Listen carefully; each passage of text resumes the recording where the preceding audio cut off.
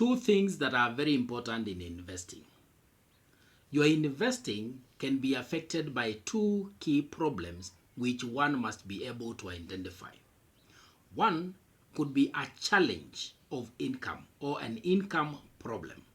In this case, it means that you are generating incomes that are insufficient to support your lifestyle or your living expenses, and therefore squeezing yourself to set aside the money to invest becomes the greatest challenge. For such a level, or if that is a problem, what you need is investing in yourself to acquire new skills or additional skills and other avenues to supplement or to bring in more active income to your income basket. Then after you have ballooned your incomes, that is the time you now acquire the ability to invest. The other form of problem that will face your investment journey is an investing problem. That is where now we will come clean with a financial literacy problem. You have the incomes, but you don't know where to take them. You are able to create your expenditure lists, set aside incomes, but you do not know where to keep that money. One important thing is that investing at low income levels is almost impossible or a great problem. You try to invest or put your money aside in any opportunity that is available, but something kicks in that forces you to liquidate that investment and consume the already investment, which becomes a big problem. And therefore, we need to look at different ways that one can invest in him or herself to acquire a skill or expand their ability to generate active income. Because it is active incomes that we set aside to invest and accumulate a pool of assets that we'll be calling our wealth, that will be generating our passive incomes. That said, one of the key ways one can supplement or is active incomes or the family incomes is through subsistence.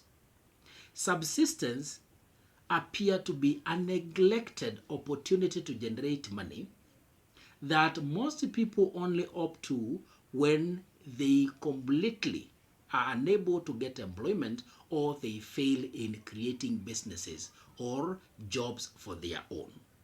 And for that doing, if that is the only option that you have towards subsistence, because when we talk of subsistence, to many people what rings in their mind is farming. But it's not just farming that qualifies to be subsistence.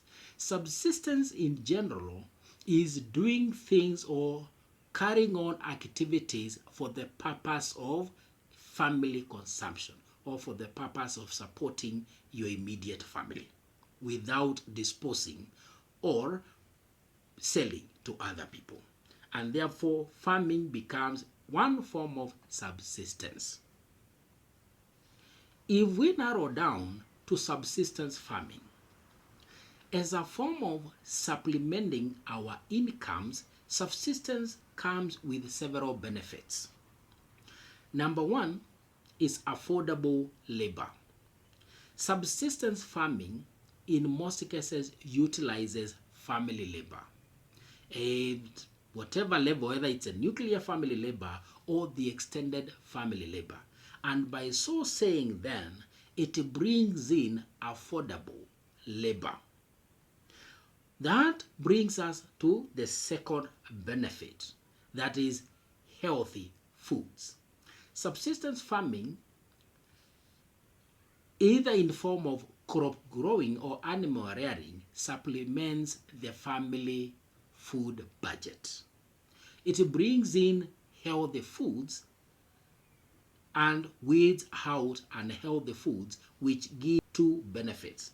Number one, it has an immediate effect of reducing our food bills or food costs. It will also have an effect of reducing or managing our medical costs. Healthy foods, healthier lifestyle, reducing our medical expenses. Those reductions in our expenses increase indirectly our incomes. Benefit number 4 is black tax value.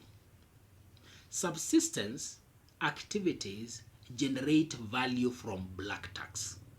Black tax generally is the support that you as a person gives your family, be it the parents, brothers or sisters. So by conducting or organizing subsistence activities at family level gives you value out of black tax. Instead of giving out money without any attached value, you will support the activities that are being carried out of which the family members get to be supported by, and yourself, because you are also drawing value, drawing foodstuffs and items from those activities, you get value out of the support that you are giving the family. That is what I'm calling value from black tax. The fourth one is increased savings, which will also mean increased investments. The reduced cost on our food bills and reduced cost on our medical bills, and also the reduced black tax or the reduced support to our family, because they are now drawing support from the activities that we organized, that cumulatively leads to an increase in our incomes that we can now create or set aside for a purpose of investing. Those saved expense or saved costs is what we shall use to start off our investing journey by creating an emergency funds and any other form of investing. Therefore, for purpose or where we are faced with an income problem in investing, subsistence will bring in or cater for food costs, medical costs, and black tax reduction, creating a pool of money that we can use to invest. The fifth item is business opportunity. There is opportunity in subsistence. In this case, when you are doing subsistence, let's take an example of specifically farming.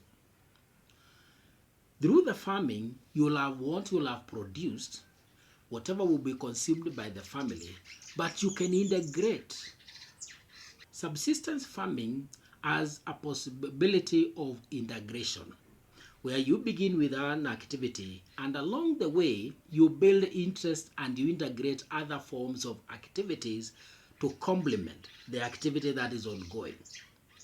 2, subsistence farming can lead to aggregation as a form of business.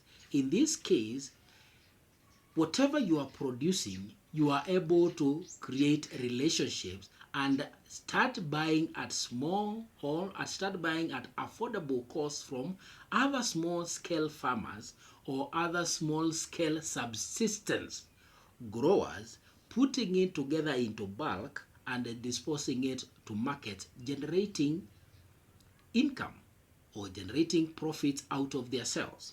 There is also integration, and there is a possibility of the subsistence activity growing into a business opportunity after discovering passion or creating passion out of the activity. Last but not the least, number 6 is reduced taxation or tax incentive. An organized subsistence activity of a farming nature, if the family or the farmer consumes more than 75% of what has been produced, that is what we, under tax laws, we refer to as subsistence. And in that case, the 75 that is left by, even if sold, it's not regarded as farming income for tax purpose. Therefore, for that element, the 75% can be used and plowed back for a continuity of that activity, meaning that we are not drawing more money from our pockets to support the activities. So subsistence farming, if organized and conducted in a business-like manner can revolve around itself and generate a sustainable income that supports the family, eliminating black tax and also generating incomes that can support continuity of the project, and maybe some left aside to build into our current active incomes and improve our investing activities. Thank you for watching.